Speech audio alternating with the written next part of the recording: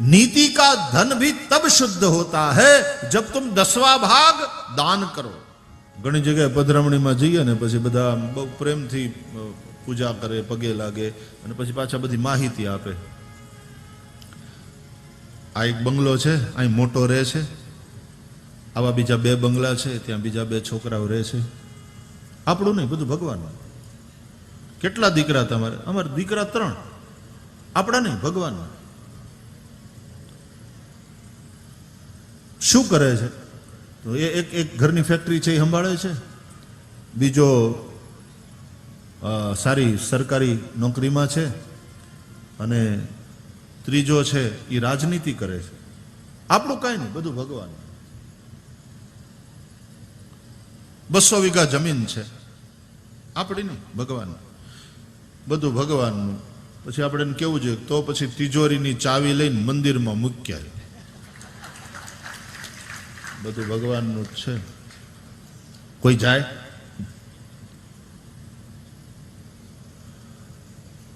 આ બધું કાગળિયા કરી ભગવાનના નામે લખીને પછી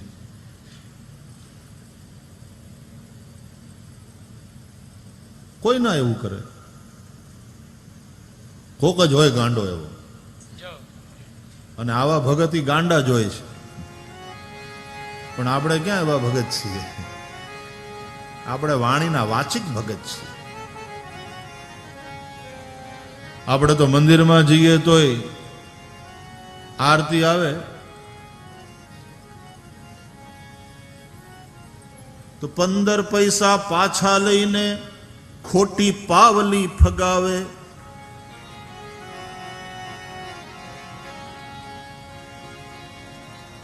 એમાં કુળ મારા 71 તાર જેમ કહીને પાછો માથું નમાવે। ખોટી પાવલીમાં 71 કુળ તારવાની વાત કરે। આ મોંઘવારીના જમાનામાં યાર પેટ્રોલના ભાવ પૂછ્યા છે, ખોટી પાવલીમાં 71 કુળ। ઉલટાનો ખોટી પાવલી પધરાવીને 15 પૈસા ભગવાનના લઈ ગયો તું।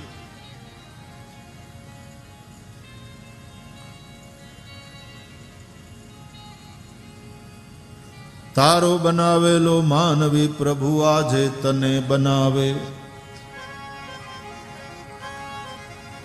આજનો માનવી મંદિર વેચશે, મસ્જિદ વેચશે, બાકી કઈ ન રાખશે। અને ભૂલે ચૂકે જો તું હાથ લાગ્યો તો તને વેચી નાખશે।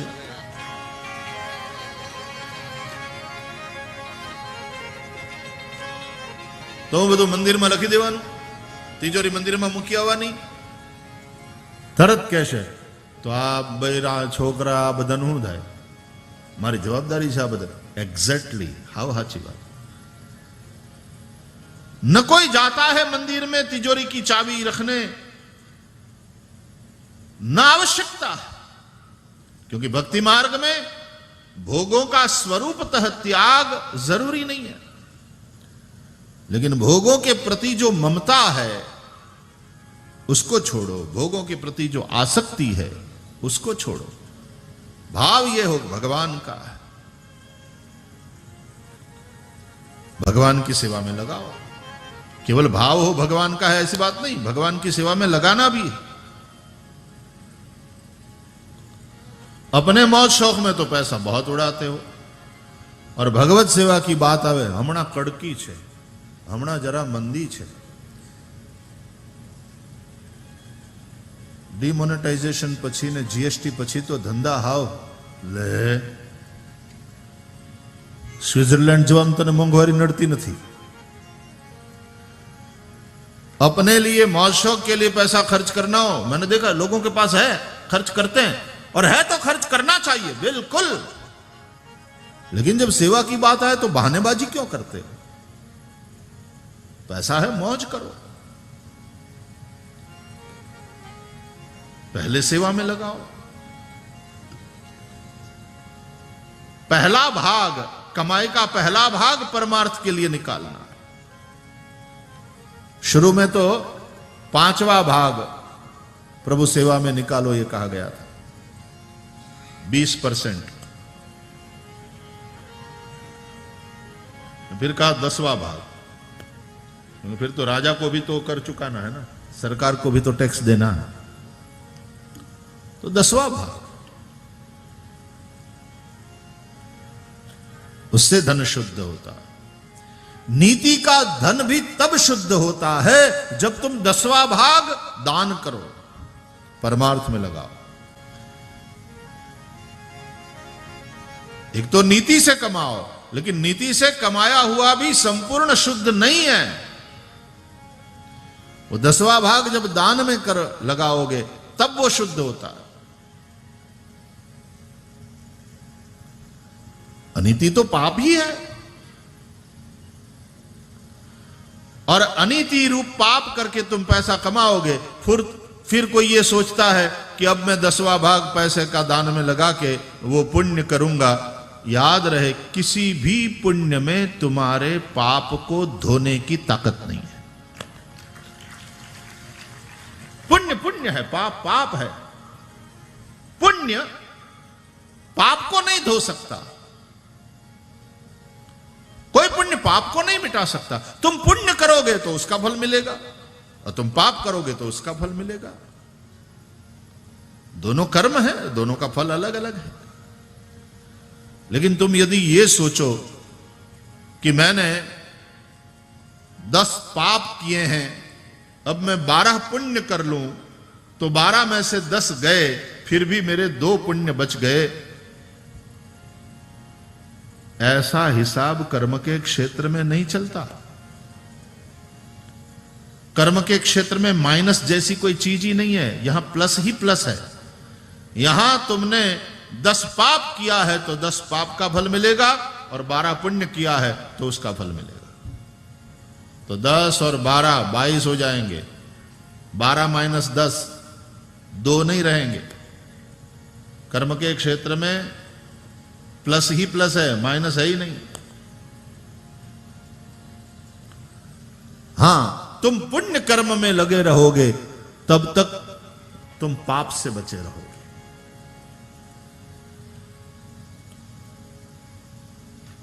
आजो जेटली वार आपणे कथामां बैठा एटली वार तो आपणे पाप न कर्યું ने, कई बच्या ने। जेटली वार कथामां बैठा एटली वार तो आपणे कोकने न नड्या, कोईने हैरान करवाथी बच्या ने।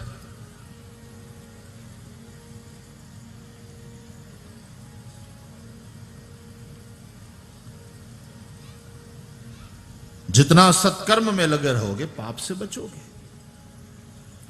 इसलिए साधु संत इतना भजन करते हैं, हरि चिंतन करते हैं, सत्कर्म में लगे रहते हैं कि पाप के लिए समय बचे नहीं, पाप की ओर मन जाए ही नहीं। रात में पथारी में पड़ते ही नींद आ जाए, पाप के लिए अवकाश ही नहीं।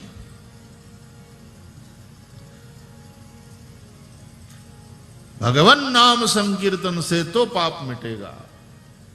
नाम संकीर्तनम यस्य सर्व पाप प्रणाशनम। लेकिन तुम दान करके जो तुमने हराम की कमाई करने का पाप किया है उसको धोने की कोशिश यदि करो, वो होने वाला नहीं।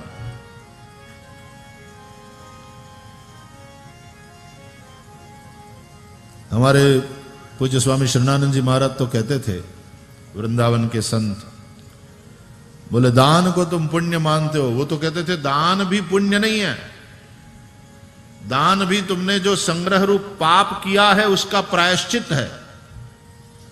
दान कोई पुण्य कर्म नहीं है, दान प्रायश्चित कर्म है, स्वामी जी कहते थे। कौन से पाप का प्रायश्चित? बोले संग्रह रूप पाप का प्रायश्चित, क्योंकि संग्रह पाप है। आवश्यकता से अधिक का संग्रह पाप की श्रेणी में रखा गया। तो दान प्रायश्चित है। अब प्रायश्चित का ढिंढोरा क्या पीटना? तो दान का ढिंढोरा इतना क्या पीट रहे हो? प्रायश्चित लोग चुपचाप कर लेते हैं, तो दान भी चुपचाप करो, वो ज्यादा अच्छा है।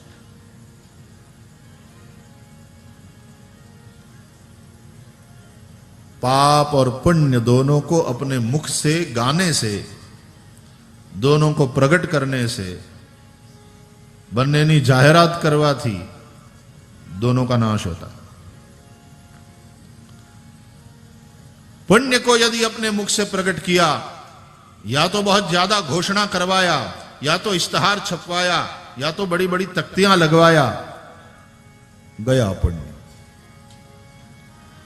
अगला लगावे वो ठीक है, लेकिन तुमने आग्रह करके नहीं हमारा नाम बड़े अक्षरों में आना चाहिए, तख्ती इतनी बड़ी लगनी चाहिए, यहीं पर लगनी चाहिए, तो ये क्या हुआ? तुमने पैसा दिया, नाम खरीदा, बात वहीं खत्म हो गई। ये तो परचेज है, ये दान थोड़ी है। परचेजिंग हुई, पैसा दिया, नाम खरीदा, कीर्ति खरीदा। अगला तुमको रिकॉग्नाइज करे कि नहीं आपने इतना बड़ा योगदान किया है, हम आपका नाम यहां लिखना चाहते हैं, आपकी मर्जी, हमारी कोई अपेक्षा नहीं।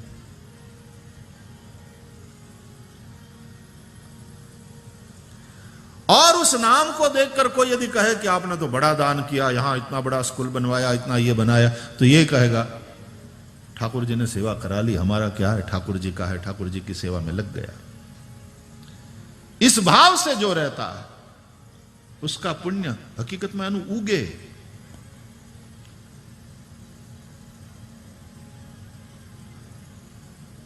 पाप को भी अपने मुख से प्रकट करोगे, पाप का नाश होगा।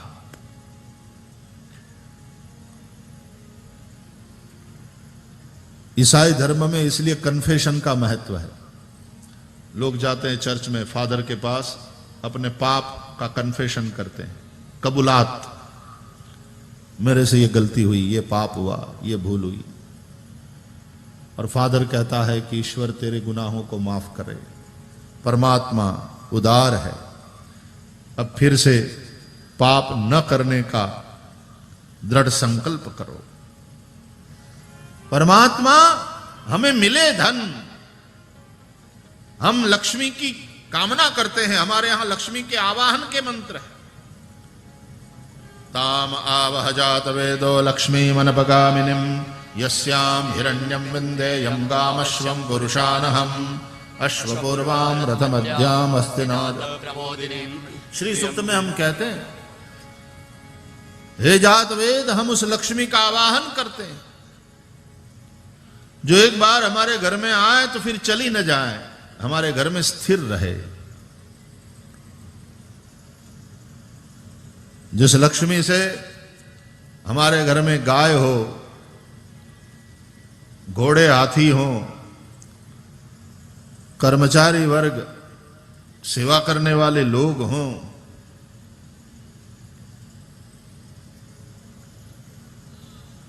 चाहिए धन। धन की कामना करने में संसारी के लिए कुछ बुराई नहीं है। विरक्त सन्यासी धन की कामना न करे तो वो गिरेगा, वो पतन को प्राप्त होगा।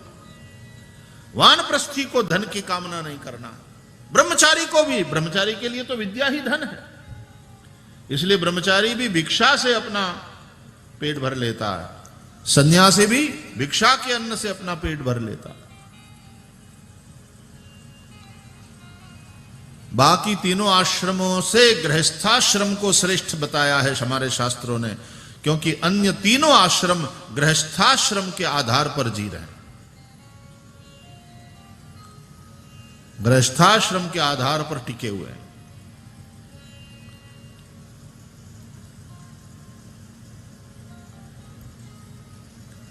संसारी धन की कामना करे, स्वाभाविक है, करना चाहिए, संसार में हो तुम। धर्म, अर्थ, काम और मोक्ष चतुर्विध पुरुषार्थ की सिद्धि के लिए तो तुमने लग्न जीवन में प्रवेश किया।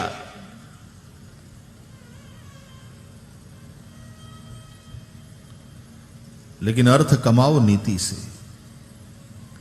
व्यापारी व्यापार करे, नीति से व्यापार करे, बेईमानी न करे। ग्राहक में भी भगवान है, यह भाव रखे, ग्राहक को यानी छेतरे नहीं, यानी संतोष आपे।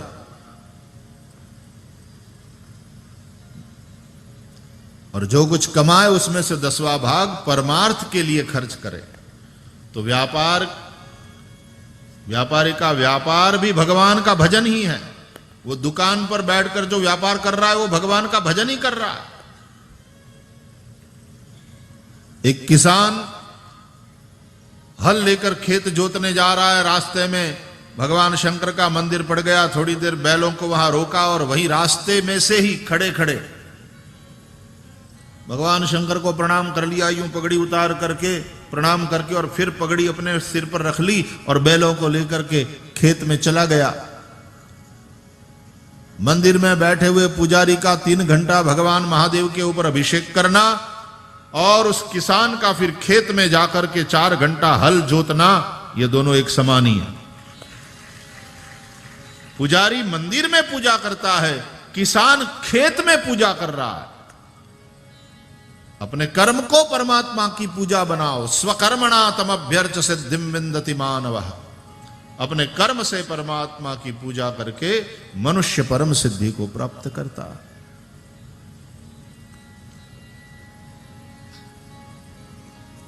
संसार में हो तो संसार की जिम्मेदारी का निर्वहन करो। भगवान का वो भी भजन ही है, बस केवल तुम दृष्टि चेंज करो। प्रवृत्ति बदलने की जरूरत नहीं है, भूमिका बदलो, दृष्टि चेंज करो, तुम्हारा भाव बदलो। तो संसार मां सरसो रहे, इस तरह संसार में तो पूरा पूर्ण रूपेण संसार में है, लेकिन मन मारी पास, उसका मन भगवान में। संसार माले पाए नहीं ते जान मारो दास। संसार से अलिप्त रहता है जो, संसार में जिसकी आसक्ति नहीं रहती, भगवान कहते हैं अर्जुन उसको तुम मेरा दास मानो। भक्ति मार्ग कहता है घर छोड़कर, संसार छोड़कर, धन छोड़कर कहीं भागने की आवश्यकता ही नहीं। ज्ञान मार्ग में 16 आनी वैराग्य न हो तो सिद्धि असंभव है। ज्ञान का फल है मोक्ष, नहीं मिल सकता मोक्ष यदि 16 आनी वैराग्य न हो। और भक्ति मार्ग में 16 आनी प्रेम चाहिए, 16 आनी विश्वास चाहिए। उसमें तुम्हें कुछ छोड़कर जाना नहीं है। इसलिए भक्ति मार्ग में भोगों का स्वरूपतः त्याग अपेक्षित नहीं है, जरूरी नहीं है। बल्कि भोगों में जो ममता है, ये मेरा है, भोगों के प्रति जो आसक्ति है उसको छोड़ने की जरूरत है। ये जो कुछ है भगवान की सेवा के लिए, ये मेरा नहीं, ये भगवान का है।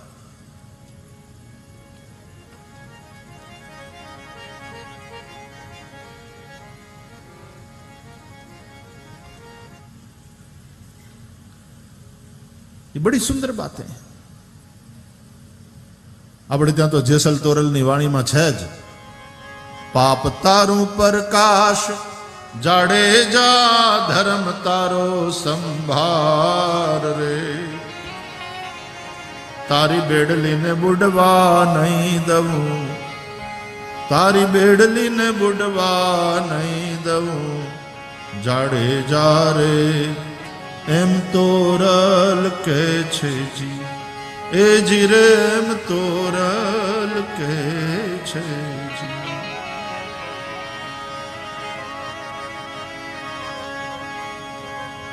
कच्छ में जेसल तोरल की समाधि है, अंजार में।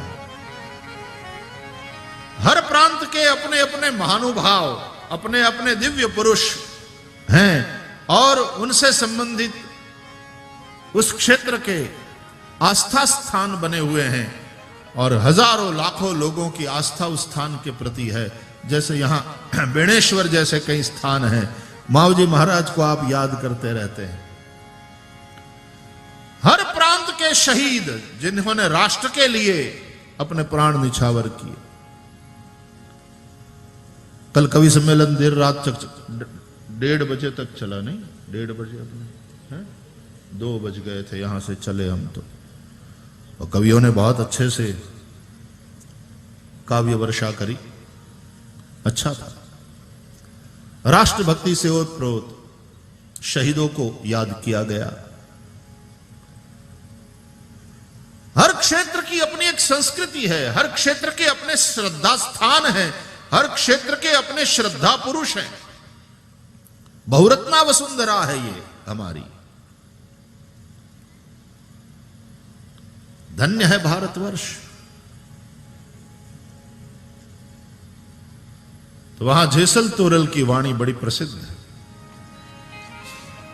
और वहां उस क्षेत्र की लोकल भाषा में जो फिर भजन पद बनते हैं। अब यहां रोज सभी आदिवासी और यहां के स्थानीय लोग, गांव के लोग आकर के अपनी अपनी प्रस्तुति देते हैं, 2 भजन ठाकुर जी की सेवा में समर्पित करते हैं। अब उसमें ये कभी नहीं मत देखो कि अनुराग के वो है, इसका तो स्वर ही नहीं है और ये बेताल नहीं, उसका भाव देखो, उसकी मस्ती देखो, उसकी श्रद्धा देखो। और सुर ताल की दृष्टि से भी कई लोगों ने बहुत अच्छे भजन सुनाए, बहुत अच्छी प्रस्तुतियां दी, लेकिन महत्वपूर्ण है भाव। मैंने ऐसा सुना कि मीराबाई जब द्वारका में रहती थी, मीरा का कीर्तन होता था, बड़ा दिव्य कीर्तन होता था, और सब लोग साथ में गाते थे, संकीर्तन करते, भजन दोहराते। मीरा का नर्तन होता द्वारकानाथ के समक्ष। और लेकिन कई लोग बड़ा बेसुरा गाते थे, बेताल, तो पूरा वो लय बिगाड़ देते। तो दूसरे दिन मीराबाई के आने से पहले किसी ने ऊपर लिख दिया, एक बोर्ड के ऊपर या जो भी हो उसके ऊपर लिख दिया कि ताल में गाओ, लय में गाओ। मीराबाई आई, ठाकुर जी की सेवा में पधारी। मीराबाई ने देखा तो मीराबाई ने वो पहुंच लिया, वाक्य हटा दिया और लिखा, भाव से गाओ, प्रेम से गाओ। भगवान तो भाव का भूखा है। मीरा के प्रभु गिरधर नागर, प्रभु आवत प्रेम के मोल, मायरी मैंने लीनो गोविंद मोल। कोई कहे सस्ता, कोई कहे महंगा, मैंने लीनो तराजू तोल, मायरी मैंने लीनो गोविंद मोल।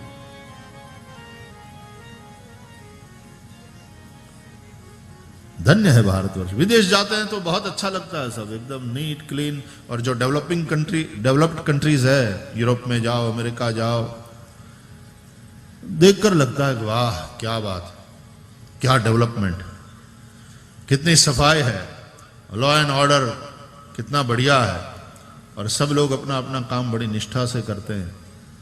अच्छी मोटर कार, अच्छी सड़कें, अच्छे भवन, अच्छी मेडिकल फैसिलिटीज, एजुकेशन के लिए उतना बढ़िया कि पूरी दुनिया से बच्चे वहां पढ़ने आते हैं। क्या बात है, सब कुछ अच्छा लगता है। लेकिन जैसे ही 15-20 दिन हुए और तुरंत भारत की याद आने लगती है कि यार अपने वतन लौटो, अपने वतन चलो। और जैसे ही 15 दिन 20 दिन या ज्यादा 1 महीना और फिर लौट आते हैं हिंदुस्तान, आते ही इतना अच्छा लगता है, आह मेरा देश महान, जैसा है I love my country, I love my Bharat.